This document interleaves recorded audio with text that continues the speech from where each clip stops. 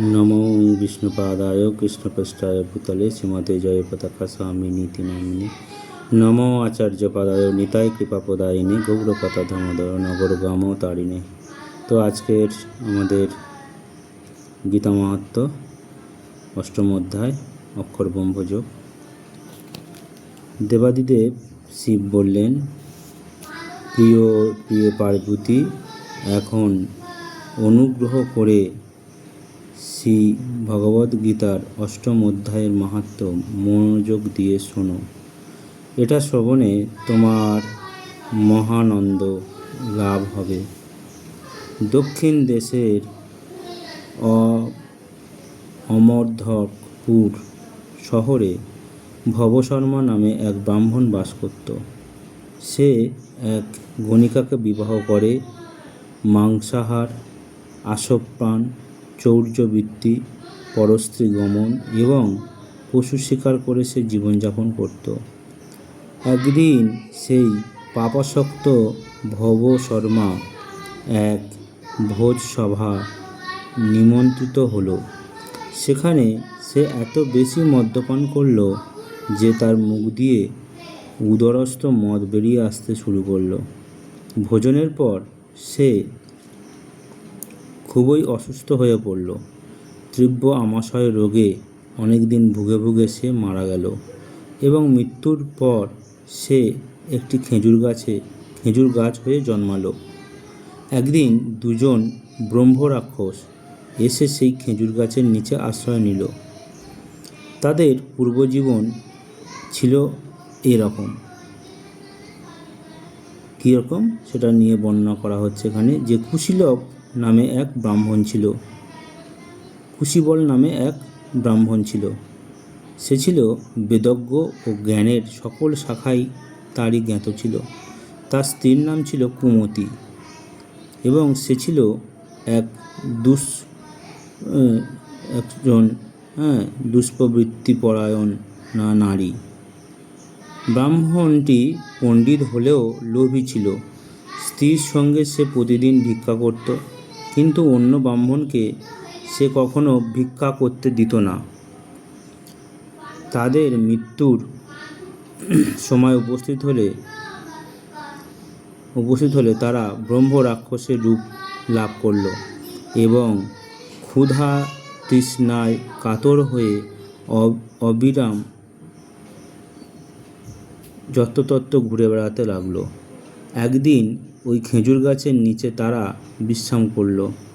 तखन स्त्री तार स्वामीके जिज्ञासा करल, किभाबे आमरा एई ब्रह्म राक्षसेर अभिशापेर जीवन थेके मुक्ति पाब।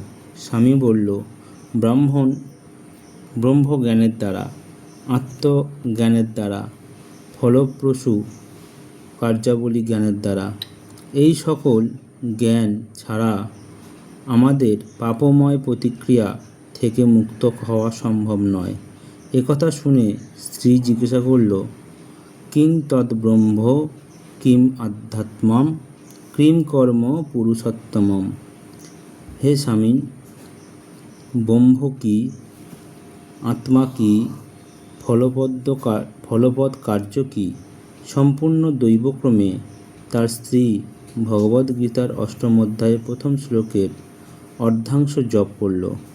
তখন এই অর্ধ শ্লোক শুনে ভবশর্মা বৃক্ষরূপে থেকে মুক্ত হল এবং পুনরায় সর্বপাপ মুক্ত ব্রাহ্মণ রূপ পরিগ্রহ করল। সহসা আকাশ থেকে এক পুষ্পরথ এসে হাজির হলো। সেই রথে চড়ে স্বামী স্ত্রী বৈকুণ্ঠে তাদের নিজের গৃহে লীলা পুরুষোত্তম ভগবানের কাছে ফিরে গেল। পরে ব্রাহ্মণ ভবশর্মা অতি শ্রদ্ধার সঙ্গে সেই অর্ধ শ্লোকটি কিম তৎ ব্রহ্ম কিম অধ্যাত্মম কিম কর্ম পুরুষোত্তমম লিপিবদ্ধ করল।